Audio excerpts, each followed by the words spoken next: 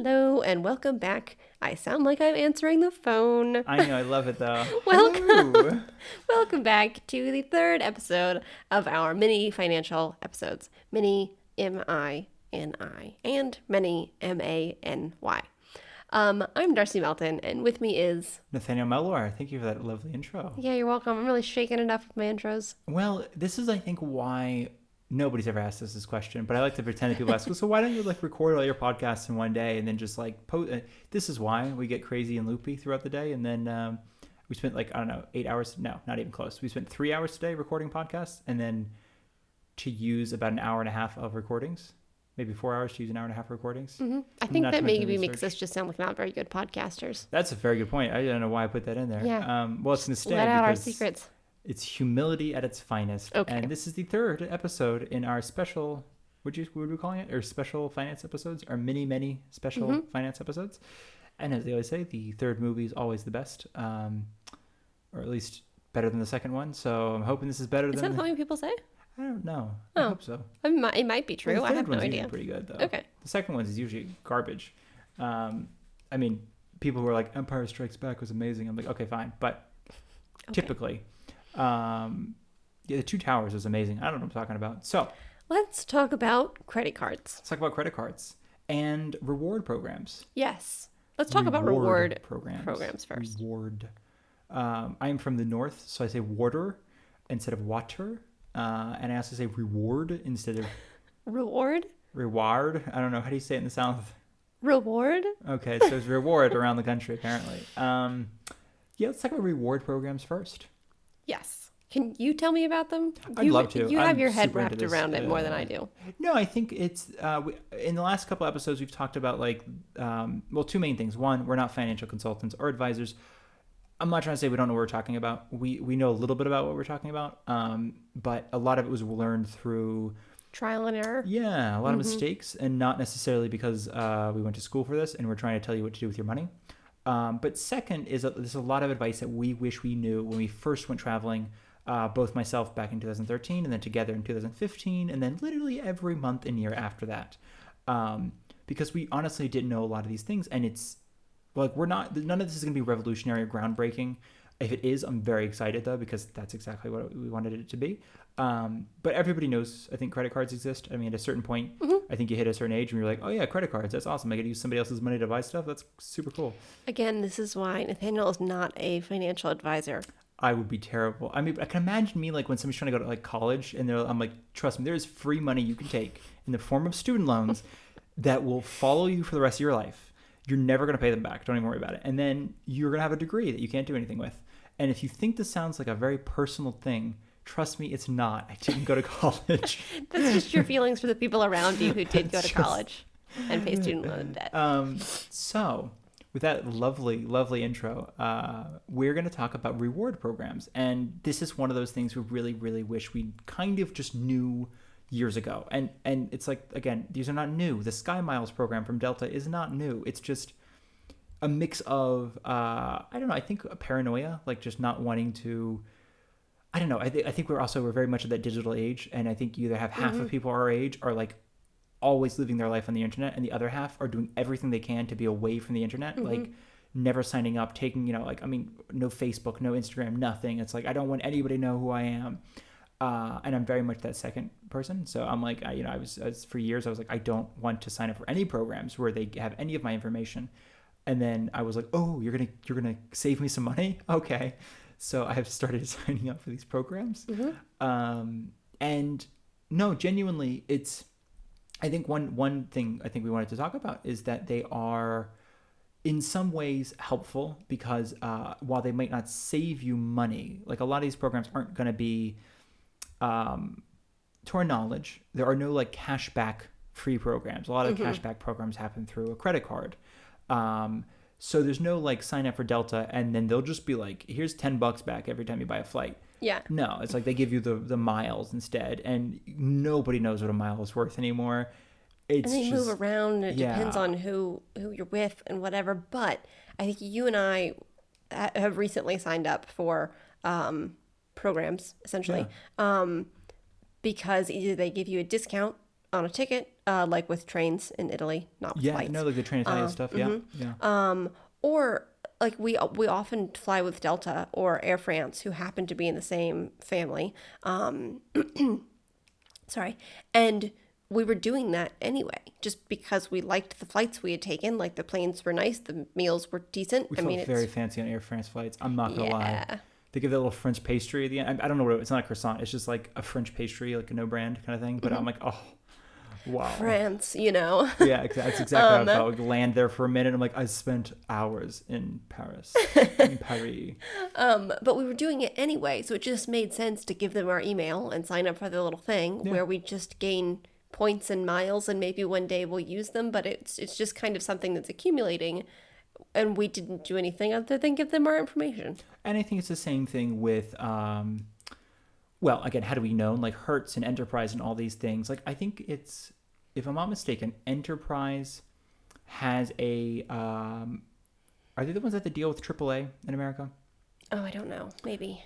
All right, I'm gonna pretend it's Enterprise, and I might be wrong. So if you're gonna do this, definitely look it up. But for a while, we were like, we'd rent a car to go somewhere, but we were both under 25, so we'd get hit with that crazy, well, not crazy, but often expensive fee. And it was either with Hertz or Enterprise that AAA has a deal with that if you have if you're a AAA member, one of the things is the I think it's Hertz now Hertz. that we're talking about this. Yeah. And it was waived if you're AAA member? a AAA member under 25. So it was kind of like, oh, become a AAA member, which is like nothing a year. I mean, it does cost money. Oh no, sorry, yeah, it costs like $100 or something like that. But it's just great benefits that very much pay you back for the $100 if you're into traveling around the States or like driving. I think. I mean, the amount of times that someone who will go nameless, but it was certainly me, locked the keys in the car. Oh, I thought you were going to say me, because Oh, no, I've no. absolutely locked the keys in the car. No, That was but- mostly in high school. I locked the keys in the car like every other day. Well, I think the only time we called it for you is like the one time that was like, you kind of were like, I'm near empty, but I'm not like on empty. And then the car wouldn't start. You're like, apparently I was under empty. That was the only time. That I was not a think- shining moment for me. No, I just remember because like you left and I was like, Darcy's still out there. It's like an hour later and she didn't come back in the house. I'm like, is something wrong? And then I'm like, oh, she's waiting for AAA. But I think I think I called him like 3 times in a year because it was getting to that point where I'm like, you ran out of freebies, and I was like, oh no, we're in March and I've already run out of the free. We'll come and get your keys to your car. So all that is to say is there are programs that are paid like the AAA program that will give great benefits, but then also Hertz and Enterprise and all these other car rental companies, Hilton and IHG, which I think International Hotel Group, also have like point programs, loyalty programs, I think is what they call them. Airlines, anything travel related, really, that you can think of. And a lot of them are linked up. Like there Yeah, are families exactly. of, or I shouldn't say alliances, is what I should say. There are alliances of airlines, both continental, intercontinental, or like international and national flight. I like it sounds so much more fancy. Intercontinental.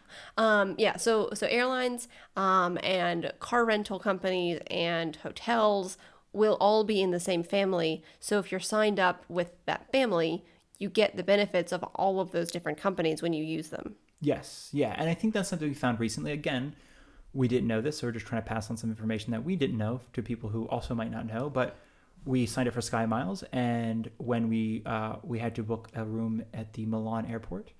And so instead of going for the nice local agriturismo, we were like, you know what could be a fancy experience? It's the Holiday Inn Express, mere feet away from the little bus stop, the shuttle stop. It's full America. We're very excited. It's got scrambled eggs and bacon in one of the pictures, and it says scrambled eggs and bacon, which is like a sticking point for me because it's Italy and they don't have bacon, they have pancetta, and they don't have scrambled eggs. They just Have eggs. Eggs, yeah.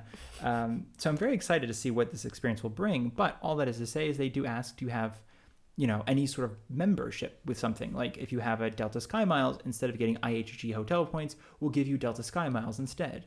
And again, these things, I think from flying from Milan back to the States, staying at the hotel, and then flying in the States once, we're going to rack up 5,000 points altogether, maybe 6,000 points altogether, which is enough, as we found out, it's like enough for a one-way between Savannah and New York, which is a route we take often. So it's like Miles, you mean, right? miles. Yes, Yeah. in miles, I should say. Sorry. So it's like, okay, that saves us $120 after spending $2,200. Like, what a savings. But genuinely, it is, I think, one of those things for being completely free.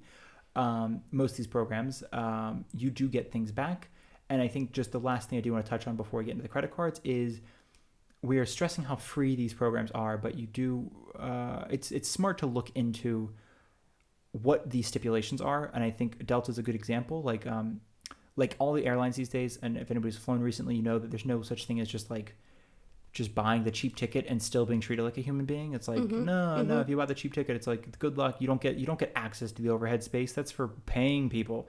You don't get free meal. It's that kind of stuff. So Delta has that as well with, I think they're economy light or economy or light. I don't know. You're basically flying on the outside of the plane. Yeah, exactly. It's one of those little things where like, you don't need stuff. You're not a human being. And they're like, I appreciate that. And one of the things is you don't get qualifying SkyMile reward points with that purchase. You only get them in main cabin.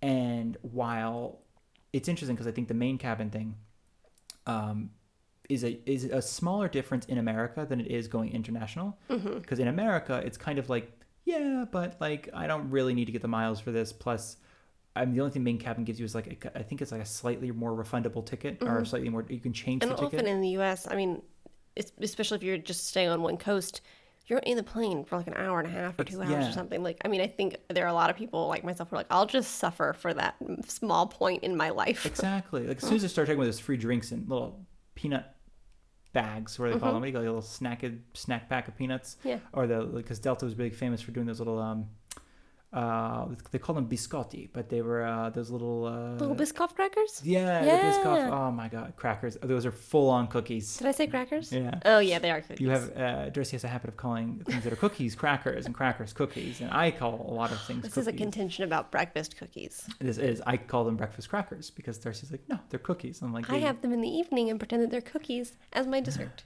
So it's a digestives. No, what do they call? What does England call them? Digestives. Digestive biscuits. Yeah. Little insight into our lives. Yeah, thrilling stuff, people. Thrilling stuff. So that's all to say there are reward programs, right? Yes. And they are, some of them are linked to credit cards. Some of them are not.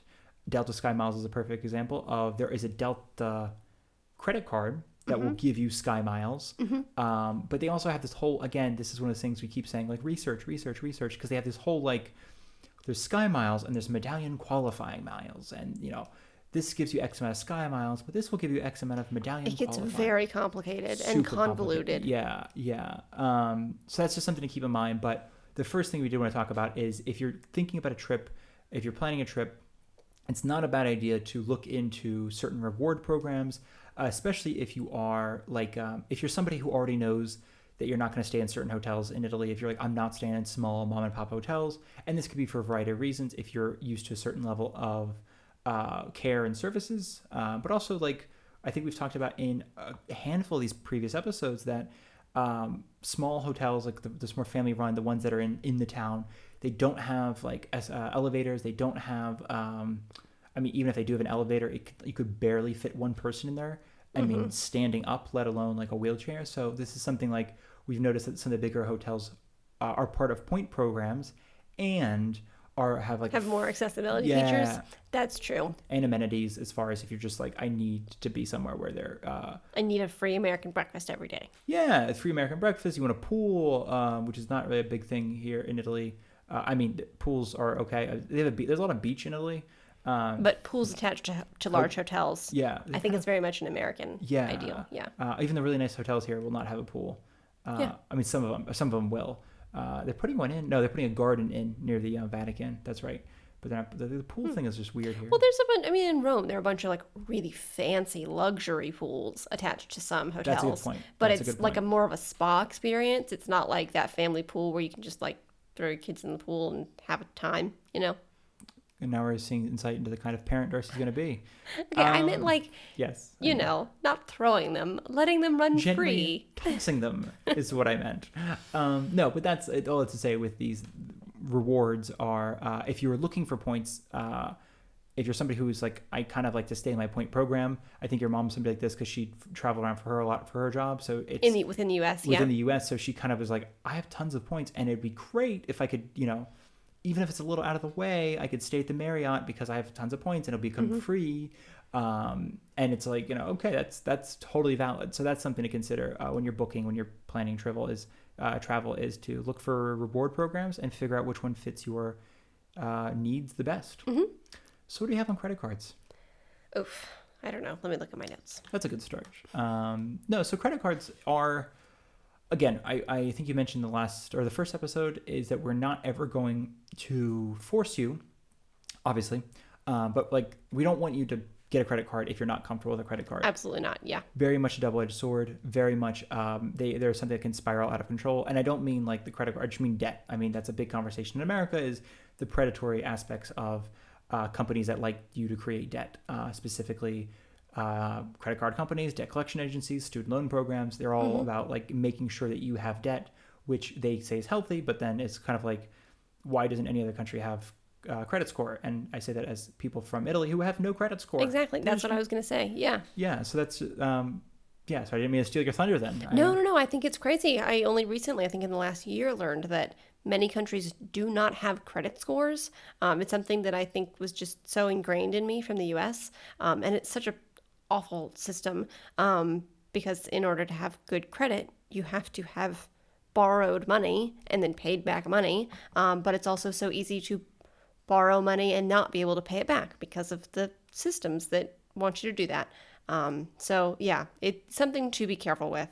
I think it's also just, the fact that both of our parents, all four of our parents, are of an age where there were not credit scores when they were born. Right. And for at least... Wild. I had no idea that they're so new. Yeah. I think so two of our parents were 20 years old or something like that by the time credit scores came around, 20-something years old. So that's just something to consider is that, like, it's so ingrained, like you mentioned, to us, but it's still a very new thing. And if you don't feel comfortable with it in any way, we do not encourage you to get a credit card. If you understand credit and debt and you're very happy with it, and if you're like, I'm looking for a travel credit card, then we have some referral links in the descriptions. We're going to talk about those cards now. And also one thing we do, I want to say personally, and Darcy might disagree, is one thing I wish I knew when I first traveled is that how helpful it was, I think, to put all of my expenses on the card.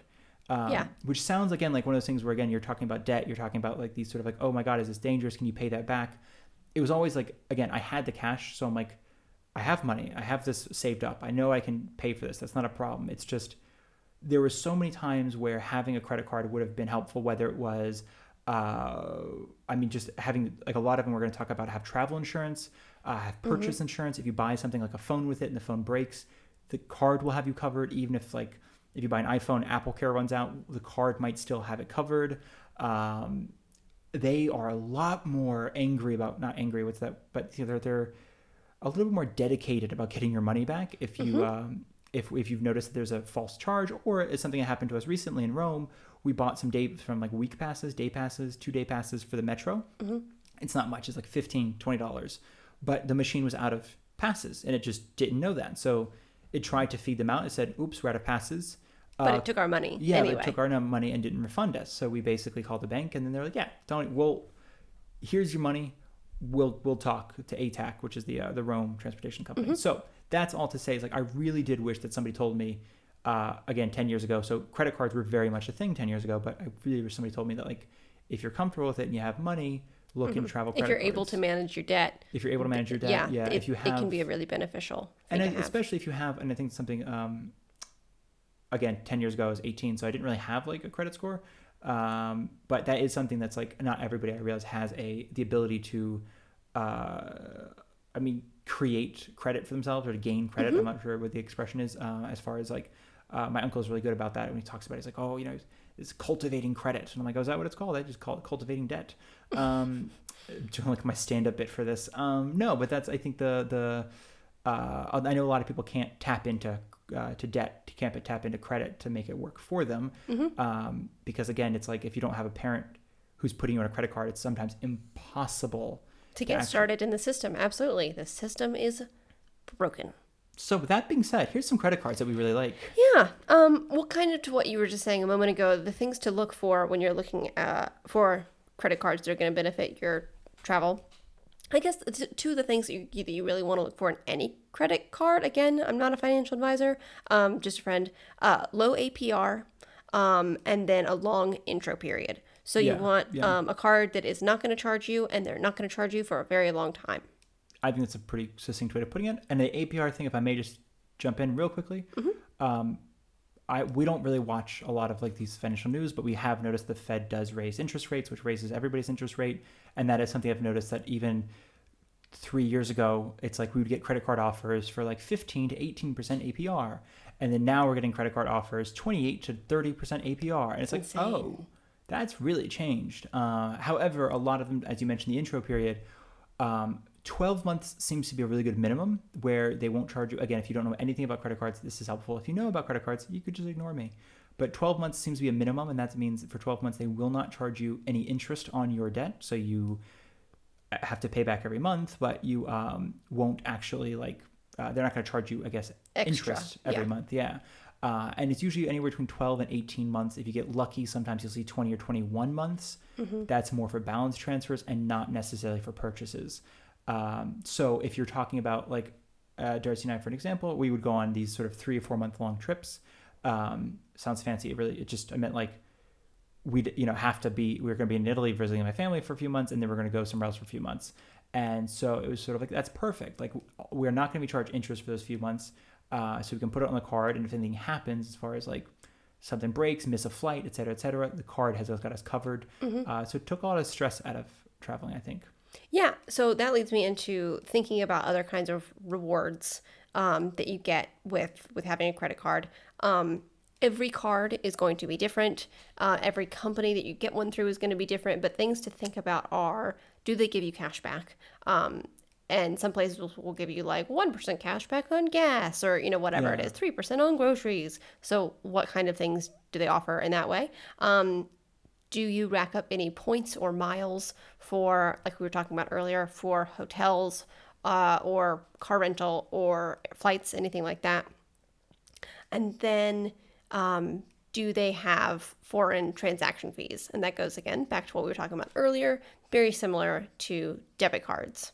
Yeah, I think in the last episode we talked about foreign transaction fees, and if you missed it and you went straight to this one, it's basically, does the card charge you a percentage or a flat rate every time you use that card outside of the United States? Yeah, absolutely. So some of the other, I don't want to say smaller, but like more detailed bits that are less generic. Some cards might offer travel insurance, lost luggage insurance. They might cover car insurance when you have a rental car. They might reimburse you. They might reimburse you for like global entry or TSA pre-check. That's when actually that, just to jump in for a moment, is a sign of like when you're getting into the serious travel credit cards, as far as the ones that usually have a yearly fee of between $400, $500, $700. But one of the big signs is they'll reimburse you for TSA pre-check or global entry. And I feel like that's one thing that you have to like do the math about whether that's going to work out for you personally. Yeah. If you're paying $100 for the card, but they reimburse you $100 for the TSA, does that make sense for you? Depends. Exactly, because especially if I'm not, and for anybody listening, like that's perfect math. It is $100 every time you get TSA pre-check or global entry, and they are valid for I think either 3 years or 5 years. So it's $33 a year or $20 a year, depending on how long that's valid for. And I think, I could be wrong, it's only for the one person. I don't think you can be like it's not like TSA pre-check for the whole family. I think it's for one person. Right. Yeah, that makes sense. Another benefit is that with some cards you get into like airport lounges, which sounds really fancy. But that is another thing you'll have to do your homework on. My understanding is that depending on the credit card, they let you into different kinds of lounges, and it might be that you don't get into like the Delta Sky Lounge. That's made up. I don't know if that's a thing. I think it's called, they call it the Sky Lounge. Okay. Yeah. They're into the using the word sky. They really are. I mean, it makes sense, but they might let you into like other generic lounges in the airport, like the 5-star so-and-so lounge, which is like a ham sandwich and a Coke, which is great. I mean, that's cool. But if you're paying a bunch of money for that credit card just to get that one benefit, I don't know if that makes sense. And I think one of the credit cards we looked at years ago was, as you mentioned, access into these lounges.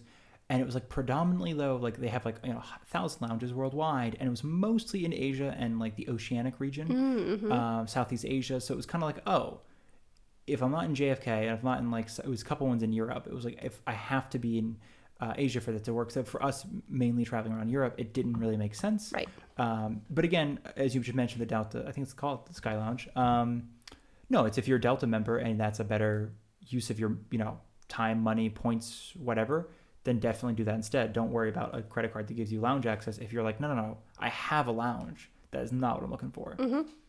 And then the other, I guess, thing on my list talking about benefits for credit cards is credit statements, which I think of as gift cards. But can you explain that better? I think gift cards is, like it's like auto redeemed gift cards. I don't know if that's well, I think some of them depend. Like, okay, for instance, like I know that like American Express, which we don't have, but I love the idea of American Express because I'm like, I'll pay Seems so $1,400 a year to like just, I don't know, whip out your heavy metal card. I feel like everybody has. I love it. And no, because I think some of them offer like I think like a Saks Fifth Avenue, like $200 in credit, and then like a couple of them offer not just American Express, but a couple of Capital One and Chase, something like that. They offer a couple $100 back if you use Uber. And I think it's Uber One though. It's or Uber X or Uber Black, the fancy one. Yeah, it's not just like the regular Uber. And I think there was one that we looked into a few years ago, and it was either the Capital One Venture or the Chase Sapphire, and both of those are pretty big in the traveling world. Like, if you're going to look at travel credit cards, like this versus that, that's going to be the biggest competition because I think either they're both Visa or they're both MasterCard, or one's Visa, one is MasterCard. So they're pretty much accepted worldwide, whereas American Express is still usually accepted for a lot of places, but not like... It's not as many. It's still pretty heavily American based. I think that they have that very much the thing of like, they have that attitude of like, it's only accepted in places that you want to be shopping. And it's like, I do want to buy groceries. So I'd love this to work at the grocery store. Not just Saks Fifth Avenue. So that is to say those are the Chase, I think it's Chase Sapphire, and then the Capital One Venture. Those are like the two big ones. And we were looking at, I want to say, the Venture. And one of the things offered was $300 back in travel credit. Anything travel related. Airplane ticket, hotel room, trains. They also said like food purchase at a restaurant abroad. But it was one of those things I'm like, oh, it's a $500 card that's really only a $200 a year card because we only ever use it abroad. Mm-hmm. And we didn't get it because we're like, maybe. We still can't afford that much money? Yeah. It was also, I think it was like, it would have worked out really well, but we were kind of like, do we really want that? Do we really like need that? I mean, the other cards worked just fine. It felt like such a commitment to like, we have to, because it is, you're going to note, I mean, if you get one of these cards, you're going to notice very quickly that it becomes what's better, points or miles? Do I need the cash back instead? It's a lot of calculating, I feel like, unless you can afford to not do that and just reap the benefits, whatever they may be. And I think actually, and if I may though, Discover is a really good example of that because they have, they're classically known as somebody like a card company with really amazing benefits. Every 3 months, they give you like 5% cash back. Every 3 months, it changes though. So it's kind of like some months it's gas, some months it's Target, some months it's like movie theaters and restaurants. And so it's kind of a little bit weird because it's like, okay, those months I'm going to splurge on movie theaters just to get my money back. Yeah. So it's a little bit, I think, strange because otherwise you're kind of doing this like, okay, if I can do this, I fill up the tank at the end of the month before, it just becomes this really weird trying to track your spending in order to make sure you're maximizing potential. So for us, it felt much easier to go with one of those cards with a flat cashback because we just didn't want it to be. Yeah, I'm too tired to calculate things all the time and manage my life that way. I can barely manage the way it is. Yeah, no. Well, I mean, I can't say yeah to that, but you got you. You can figure it out. Thank you.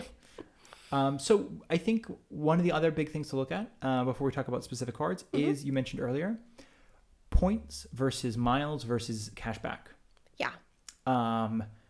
And the reason I wanted to touch on this very, very, very briefly is because it's super duper confusing, and might as well touch on it. Essentially, all credit cards typically have some sort of rewards, but almost all travel credit cards will offer one of the three things: cash back in the form of cash that you can use just towards your statement, or you can use it like a lot of them have like deals with Amazon or even Apple. It's like, or I think Capital One has a whole shopping thing. Like if you do want to use your rewards to go shopping, and it probably works out really well. They're probably thinking that people already consider that money gone, so they're not going to use it as a statement credit. So it makes sense. There's also points, which are just instead of, I think because basically a lot of travel is sort of you get, or not a lot of travel, excuse me, a lot of cash back is about 1% typically.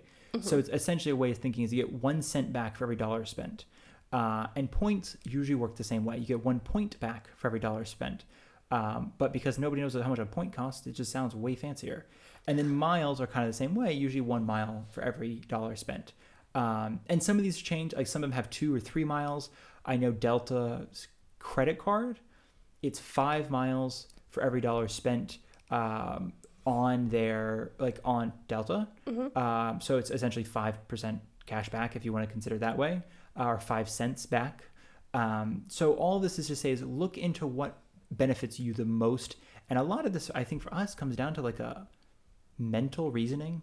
Yeah. If that makes sense. Like, we know people that basically, like, once I spend money, I consider it gone. I don't really, the cash back is just like, what am I getting cash back on this? This is silly.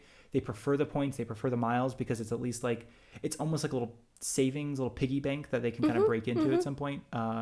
If you've never heard of Acorns, there's the investment app Acorns that works off this concept. It's, I think for every time you use a card, it can round up to the nearest dollar and put it into your Acorns account to let you invest. So the idea is like after the first week, you're going to have like $1 in there. But after a year, you might have a couple $100 in there just because every time it rounded up, which kind of goes off that thing that when you guys shop. It's if we see something for $3.45, right, that's $4. And that's, we already are rounding up. So that's to say, if you're somebody like that, then the points and miles makes more sense. Points, I don't get it. I've never gotten it. I'm just like, this is just a weird way of calling it miles or cash back. It's, yeah, I don't understand it. It seems a little vague to me. Yeah, the miles at least have a, I guess like a travel connotation. The points are just kind of like, who knows what they benefit? Yeah, I mean, maybe you do, points. but I'm I like, find it hard to sweet. manage. Do I have to- I prefer the cash back. I like the cash back. I just think it's simple. It's simple. It's easy. Every time I use the card and I spend money on the card, I'm getting a portion of that money back. We have used in the past Capital One Quicksilver, which is 1.5% back. And then we switched recently the Saver One or the Saver or something, Capital One Saver card. And they give 3% back on restaurants and grocery stores. And we realized that most of our money is spent at grocery stores. Yes. So it was kind of like, oh my God, that's amazing. Or cafes or pastry shops or food, I should say. A lot of it's spent on food. Yeah. So really, I think the Saver card was an amazing use. I mean, the amazing sort of a change for us. Yeah, it really works for us. Wow, 3%. I mean, again, 3% is double 1.5%. And who cares if you only get 1% back on everything else? We don't buy everything else. And then miles, though. We've already talked about miles a couple times. And then I'll finish my monologue. I swear everyone who's listening is like, oh my God, let the other person speak. No, the miles thing is just some credit cards like the Delta credit card. You rack up miles with Delta as well as anyone in the SkyTeam Alliance, which is basically Air France, KLM, those kind of companies. But I think United has their own credit card.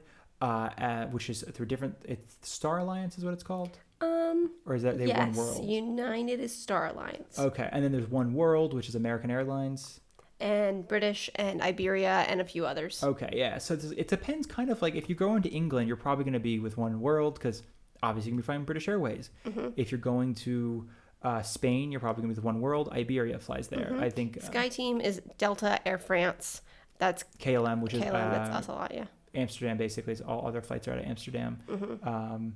It's also Alitalia, which is now called ITA Airlines or something like that, or ITA Airways. I think it's ITA Airlines, but that seems, I don't know what the A stands for. Lee. I don't know. I don't think anybody does. Basically, Alitalia went bankrupt and they rebranded as ITA. They just brought in a team. They're like, I don't know. Yeah, ITA. That makes sense. It's kind of weird. And the point is that they're part of the same program, but we never fly them because I love Italy. I'm not going to fly ITA Airways unless they sponsor us because, I don't know, it just feels... They have like the worst possible flights all the time. I don't know. It's like Delta direct flights from Italy to America. I'm like, that's awesome. Italy, or the Italian Airways is like, where are your flights to? There are no flights to America, which is fine. I'm like, are you going somewhere else? Should I fly you guys somewhere else? But even to the rest of Europe, no. To North Africa, no. It's like, where are you guys going to? So that's all to say. Going to back to the mile credit card thing really quickly.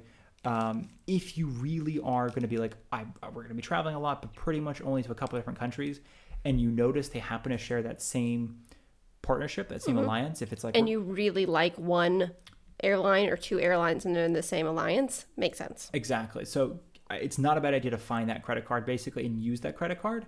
But if you are like us and you are going to go on Expedia or Booking or Google Flights or Kayak and find the cheapest possible airline and the cheapest possible flight, then it's a better idea to just get, I think let's Capital One Venture card, for instance, uses just miles.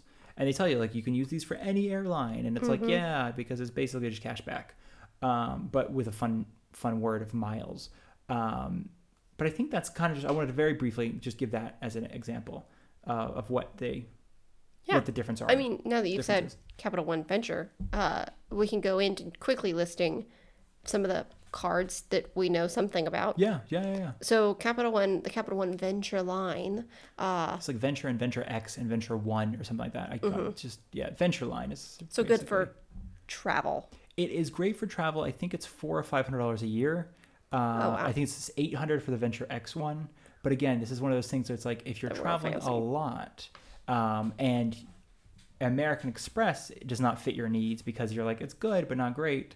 That's kind of where Venture X, Venture One, Venture comes into play. Okay, so the next one on my list is the Chase Sapphire line. Yeah. That's a bunch of them, right? They are, and there's like Sapphire Reserved, Sapphire something else, Plus Preferred, and they kind of fall in that, like, I always view it as pretty much the exact same credit card from Chase versus from Capital One. I don't know which one came first, but it's essentially very similar benefits, very similar intro periods, very similar APR, very similar credit scores required, very similar cashbacks or points. And then they all have a welcome bonus, obviously, if you're a new card member. And they have very similar welcome bonuses as far as just like giving a chunk of money. But it's, for some credit cards, I think, we always like the ones, again, that are just very low commitment credit cards. You spend $500 in the first 3 months and you give $200. I'm like, that's awesome. I love that. But the ones that are, I think we've had once or twice, you have to spend $3,000 in the first 3 months. And it's like,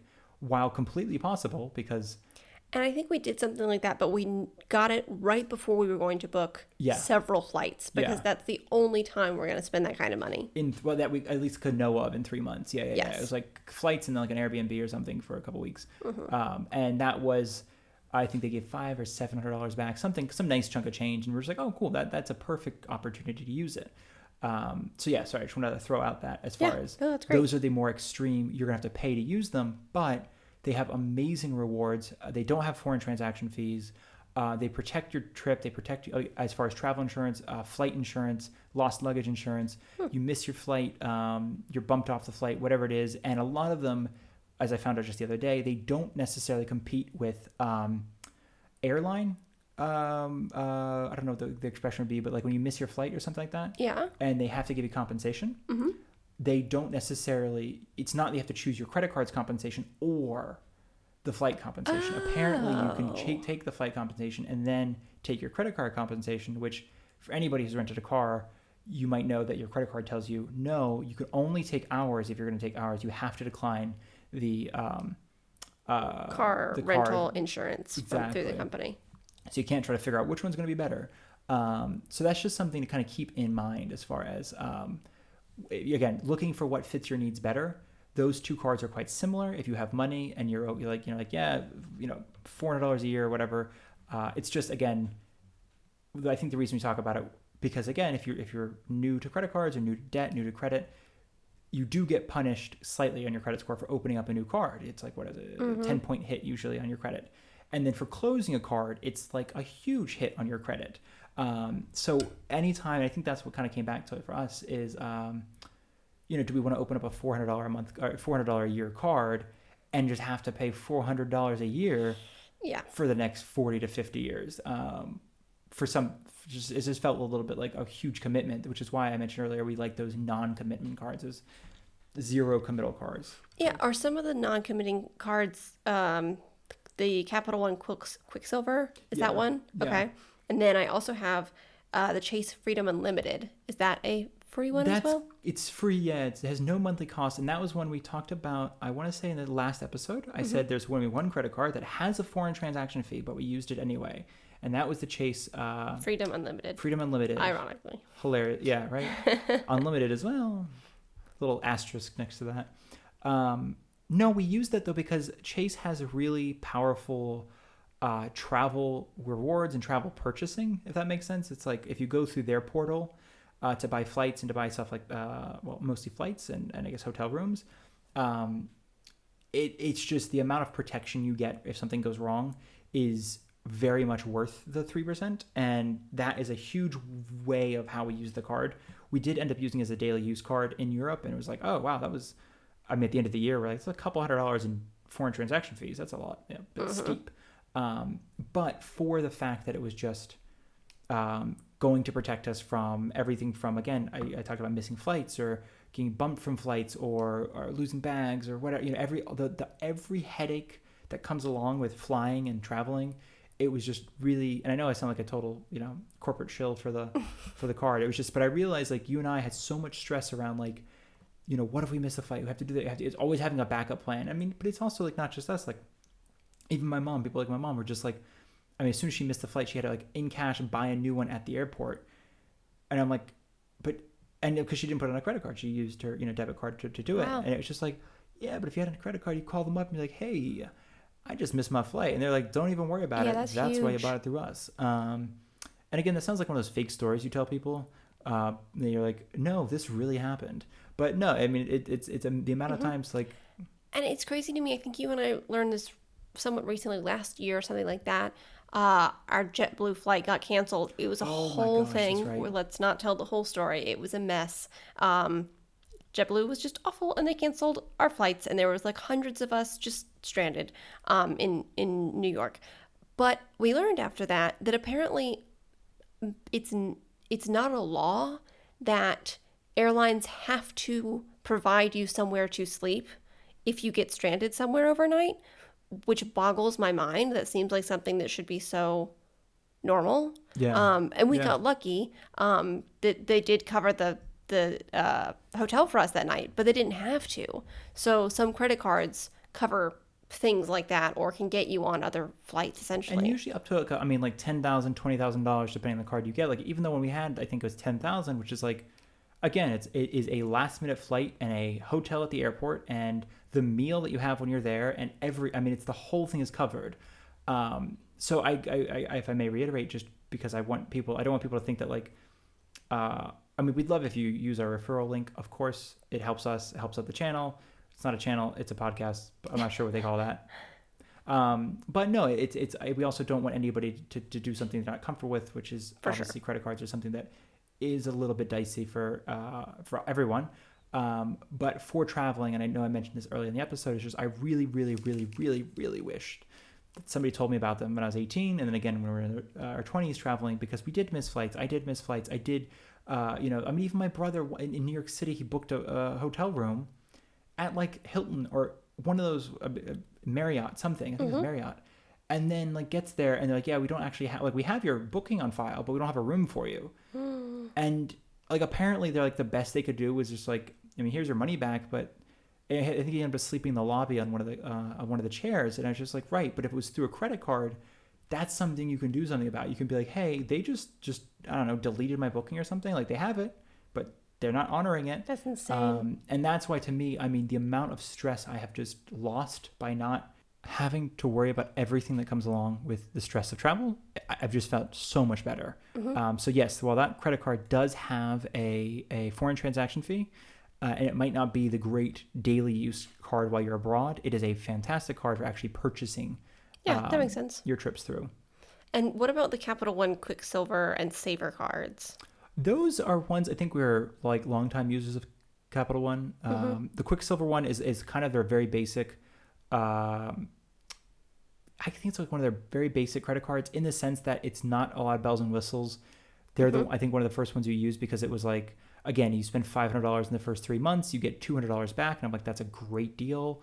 And especially this is at a time, I think, when you and I were very wary of using a credit card. Yes. So it was like, oh, we only have to commit $500 to using the credit card. And if something happens, like... Well, not even. We only have to commit $500 in order to get cash back. But it's free Like Oh we yeah, didn't have to sorry. pay a Yes, fee or no, no. It was anything. totally free to get the credit card, and then just to get the cash back. Because I think I was even like, what if they don't give the cash back? Because again, I'd always heard that like they'll do anything to screw you out of money, and I was like, oh my god, like including not giving us cash back. Like, how does this work? And then no, they did, and it was fine. And I think that was the first time we've ever really used one because we realized that like everywhere we were protected, and it Mm-hmm. was just I think it was also there was some weird confusion because I linked it up to my PayPal account.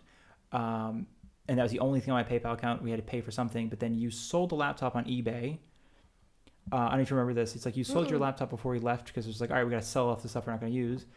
It gets there. They do that classic scam of like, there's a problem with the Right. laptop. I'm sending it back. But instead, they send back like a lens filter, like a UV lens filter, costs about 50 cents for a film camera or just a camera, I guess.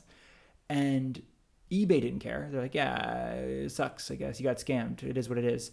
And hilariously, though, because they take the money to PayPal and I had no money in PayPal, it reverted to the um, my preferred paying method, which is the This is the Quicksilver. refund you're talking about, essentially, when you had to refund the money Yeah, uh, to the scammer. yeah. They basically had to refund the money. I had no choice. There was no Mm-hmm. other like option. They So did it automatically, yeah. we called Quicksilver because they basically ended up taking it out of Quicksilver. I explained the situation, and they're like, "Don't even worry about it." And I think the woman was like, "Yeah, we're gonna get the money. We'll get the money from eBay. Like, we'll go ahead and advance you the money, and it's on us to worry about it to get the money from Mm-hmm. eBay." And we've noticed that essentially, like, when you're pitting two giant companies against each other, they don't really want to fight. So when it's over something like $50, $100, or in this case, like $200 and $350, they just were like, yeah, a week, 2 weeks later, it was settled, and they're like, yeah, they're not going to argue the point. Mm-hmm. I mean, even if we had all the documentation. Basically, we kept the receipt and the whole 9 yards. And we're like, no, look, this is, we sent a 8 pound or 6 pound package and got back a 2 ounce package in return. Clearly, it wasn't the same thing. So that's just something to be like, that was a very great entry credit card. And the biggest reason those are on the list, though, I think, are the zero foreign transactions. Mm-hmm. So not only can you use it everywhere abroad, I don't think they have any sort of limits on where you use it. We used it in North Macedonia without a problem. We used it all over Europe without a problem. UK, obviously America. So that I think those are like a lot of the Quicksilver offerings have been really good to us. I think genuinely. Mm-hmm. Mm-hmm. And Um, Saver, is it Saver or Saver One? I don't Whatever know. it I is. think they have like different Um, levels. has been great. I mean, that's what you were talking about earlier about getting 3% cash back on groceries. And it has a lot of the same benefits, I think, because it's through Capital One. Yeah. So No, and that's they've mean, been great. and it goes back to again like what do you spend the most money on? We found out it was food, so we were like a credit card that gives you the most cash back on food is awesome. And then lastly, I don't know if it's on the list, is Discover. Mm-hmm. They are something, and I want to throw it on the list because we do have a Discover card, and it's great. I mean, it's Discover, so it's kind of like I don't know. It feels very much like a I don't know, family bank kind of thing. I mean, I know they're a big bank. It just kind of feels like every time I don't know when I call them, sometimes it just feels like I'm having a chat with somebody. It doesn't feel like I don't know, the sort of like, hello, I'm reading from a script. Please do not sue me. But no, I mean, I think Discover's great. The only downside is that it's still not widely accepted in Europe, Mm-hmm. Italy especially. But even like Amazon.it, which is Amazon Italy, which is, I guess, to be very clear, it's Amazon, the company, but because it's their Italy branch, they have to run all the payment through their Italy subsidiary. And so they don't actually take Discover. And that was something we found out that like a lot of big name American companies, when they operate in Italy, they take local payment options like Maestro and Mm-hmm. MasterCard and the PostPay, which is the bank for the post office, but they don't take Discover. So while it's amazing, it has no foreign transaction fee, it has some protection baked into it. It is a little bit harder to use abroad, but it's great to use it in the States. Mm-hmm. And it's, I mean, some places will take it, so it's nice to try, I guess. But I think is that anything else on the list, or is that all of it? Well, there's all the other big banks, like Citi, Bank of America, Wells Fargo, That's right. Yeah, that's right. and they'll all have some sort of travel card. I don't know that they stand up to some of the other ones that we've mentioned, but it could be a good option if you already have a bank and you really want to keep your credit card with the same bank where you have a saving or checking account. Yeah. That could make sense for you. I think something we didn't mention is that it is likely advantageous for you to have a checking account with one bank and a credit card with a different bank because you'll be able to get the better of the options. If I also may, though, I think one thing that is, I think we're also a little bit wary in general of having our credit and our checking in the same bank in case there is an issue. It's kind of like just Like if the bank goes under or like, something? well, the bank goes under, or if it's like for some reason, like all of our, it's like I'm always nervous because we have Capital One cards. So I'm like, if we get the checking account and then start using it abroad and they lock one, are they going to lock all of them? Because they when you go into your account online, it's all under the same account. So it's sort of like, do you lock all the cards or just one of the cards? Why would they lock the cards? No, because if you don't tell them that you're going to be using Oh, right. it abroad, If they think that it was fraud. if they think Got it's it. fraud, Okay. they lock the cards. And that's just something that I think we've both been a little bit, I don't know, just sort of cautious on. And I think it's the same way that we often don't share. I mean, like a lot of people I realize who are married have like joint accounts and joint this and joint that, but we don't because we're like, it's nice to have a bunch of options. So if it's like If something happens to one, we still have the other. Yeah. Yeah, and whether I mean, we're always nervous about losing a wallet or something. Not necessarily to pickpockets, just like, oh my god, we actually did. We forgot your wallet in Oh my gosh! This last time we left the U.S., I left my wallet, and it was it was one of those times where like, and it for some reason happened to have like so many of the important cards and identifications had two things and in it because you actually at the time you remember using my wallet for your residency permit was fine. But I felt like two of the things that were left in it I absolutely needed. Well, one was our SIM card for Italy. So that's right. All internet that we've used in Italy is run through like cellular service, and I think something else. Well, there's a bunch of credit cards were in there. Not a bunch. It makes it sound like 8 credit cards. There's like 1 or 2 I think were in there. Your debit card was there.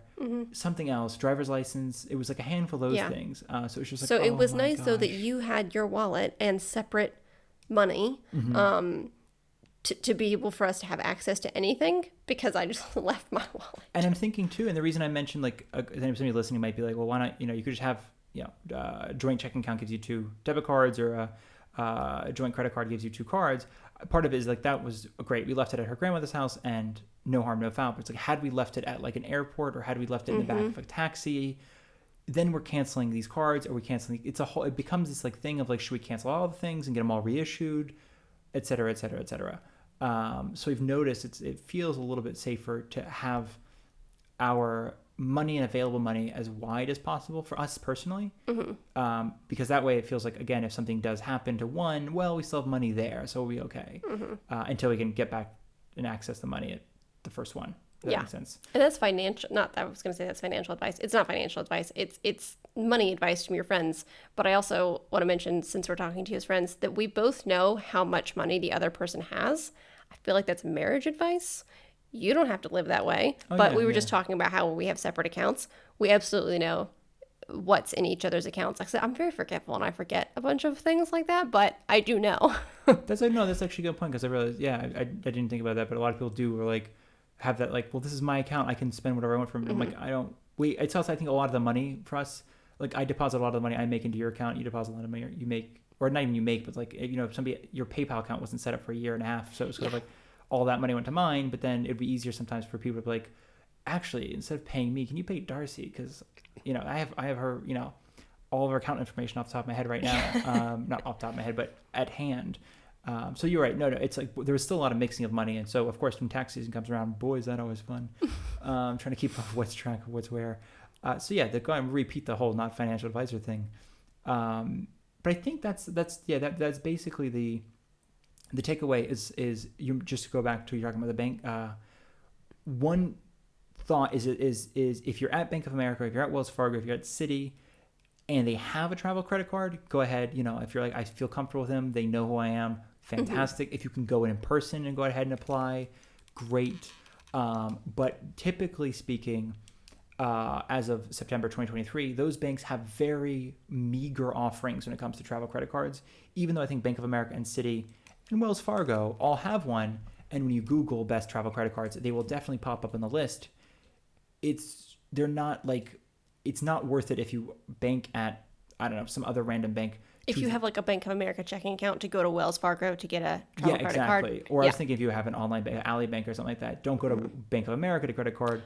Go to Capital One, go to Chase, go to American Express even, something with a very dedicated travel credit card if that is your plan. Because that, I think part of it is you want to talk to somebody who knows what they're talking about when it comes to traveling, who's dealt with the problems, and who, when you're trying to explain this crazy story about how, like, no, we didn't miss the flight, we got there they're going to believe you because it's like, yeah, no, it happens. Trust me, it happens. Or as we've experienced recently, you drop off a rental car? Mm-hmm. And they're like, all this damage wasn't there when you rented it. And you're like, it absolutely was. I have proof. And they're like, I don't really care. We're still going to charge you to fix it. And then you call your credit card company and explain, can you please reimburse me? Like, don't even worry about it. Happens all the time. I just had a phone call 5 minutes ago. This is happening. So that's kind of, I think, the people you want to talk to is not the person who automatically, thinks that this is a crazy story that would never happen. You're trying to scam the credit card company, but instead the people who are like, travel stories are sometimes just wild and things just happen and there's no reason. And it's just, sometimes it's nice to know that you're not going to be out a couple hundred. And you're not alone. Yeah. So that's something that a lot of this does come back to is just, if it is taking the stress out of traveling as much as humanly possible through the power of banks. Yeah. I know that sounds super corporate. So I think that's credit cards. So that is credit cards in the description below, as I've mentioned a couple times over the course of this 3-episode miniseries, each one getting a little bit longer than the last, this one getting much longer than the last. There are some referral links to the credit cards that we use, the ones we like. All of them have no annual fee. If you're a new card member, they have a new card bonus that are quite, they all have a slightly different one, but they're quite good. I think they're the same bonus we got. If you'd like to support us, we'd love you if you use the link, but I do maybe strongly urge you to first go and look and search for one that fits your needs the best. And if you happen to find the one that fits your needs the best is also the one in the description, we would love it if you were to use our link. But I think that's everything. Yeah, I think that's all we got on travel finances. Yeah, so that was a special, again, a little bit of special episode, which just means in the next episode we're going to be talking about we're going to be moving to southern Italy because we finished up with the north of Italy. We didn't go, obviously, like to Milan and stuff. We haven't been there. So we know have the no south. advice. Yeah, we have no advice. We don't know what we're talking about when it comes to northern Italy. But southern Italy, we do. Like Milan and Venice and those places. We know what we were talking about. We were talking about or Bergamo. Florence. And, yeah, no, I was thinking like in the north, they're like, we're really in the north. Yeah. You people are in the south. And I'm like, we are so north in Italy. But no, I think that's, so we're going to come back, I think, talking about, we're basically giving a couple, maybe 1 or 2 episodes on southern Italy, just the idea of it, what to expect, what to learn, what to know. That's part of the reason we want to do this finance conversation because, as I think we mentioned the first or second episode, maybe we didn't, but cash is still very powerful in Italy, especially in southern Italy. So as we mentioned in the last episode about checking accounts, having a checking account that you can take out cash without getting hit. Yes, that's huge here in the South. And then having a credit card that gets, has your back if you rent a car and then, you drive beautifully. Everybody around you has no sense of preserving a car or something like that. I think in my mind, that's when it gets really sort of like, wow, we should have considered this before coming. So we hope you enjoyed this episode. Yeah, thanks for listening. Thank you all so much for listening. And if you haven't gotten tired of our voices, we hope to speak to you on the next one. Thank you and good night.